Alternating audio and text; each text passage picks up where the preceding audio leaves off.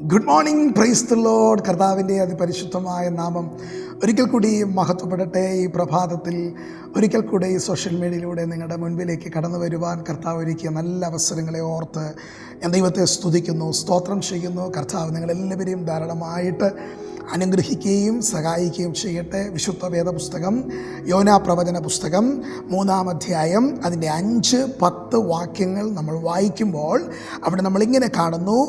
എന്നാൽ നിനവേക്കാർ ദൈവത്തിൽ വിശ്വസിച്ചു, ഒരു ഉപവാസം പരസ്യം ചെയ്തു, വലിയവരും ചെറിയവരും ഒരുപോലെ രട്ടെടുത്തു, അവർ ദുർമാർഗം വിട്ടു തിരിഞ്ഞു എന്ന് ദൈവം അവരുടെ പ്രവൃത്തികളാൽ കണ്ടപ്പോൾ താൻ അവർക്ക് വരുത്തുമെന്ന് അരുളി ചെയ്തിരുന്ന അനർത്ഥത്തെക്കുറിച്ച് ദൈവം അനുതപിച്ചു, അത് വരുത്തിയതുമില്ല.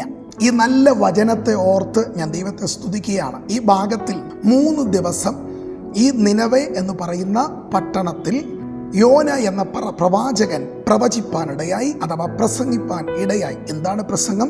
40 ദിവസങ്ങൾ കഴിയുമ്പോൾ ഈ ദേശത്തെ ദൈവം ഈ പട്ടണത്തെ നശിപ്പിക്കുവാൻ പോകുന്നു എന്ന് നിനവെ ജനത്തോട് യോന എന്ന പ്രവാചകൻ പ്രസംഗിക്കുമ്പോൾ, ദൈവത്തിൻ്റെ അരുളപ്പാടുകൾ വിളിച്ചറിയിക്കുമ്പോൾ വേദപുസ്തകം എഴുതിയിരിക്കുന്നു, അവർ ഉപവസിക്കുവാനും പ്രാർത്ഥിക്കുവാനും 5-ാം വാക്യത്തിൽ അവർ ദൈവത്തിൽ വിശ്വസിച്ച് ഒരു ഉപവാസം പരസ്യം ചെയ്ത് വലിയവരും ചെറിയവരും ഒരുപോലെ രട്ടെടുത്തു.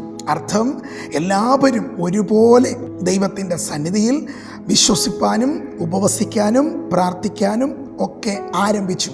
ഇവരുടെ വിശ്വാസവും ഇവരുടെ പ്രാർത്ഥനയും ഇവരുടെ പ്രവൃത്തിയും ദൈവം കണ്ടപ്പോൾ 10-ാം വാക്യത്തിൽ എഴുതിയിരിക്കുന്നു, താൻ അവർക്ക് വരുത്തും എന്ന് അരുളി ചെയ്തിരുന്ന അനർത്ഥത്തെക്കുറിച്ച് ദൈവം അനുദപിച്ച് അത് വരുത്തിയതുമില്ല.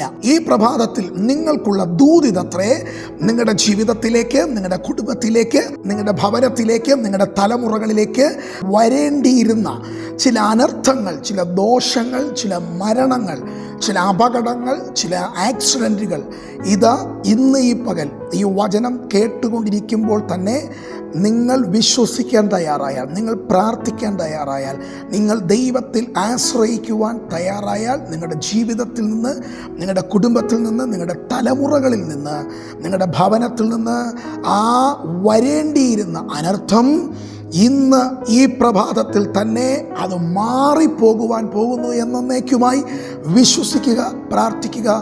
ദൈവം നിങ്ങളെ ഓരോരുത്തരെയും ധാരാളമായി അനുഗ്രഹിക്കട്ടെ, സഹായിക്കട്ടെ.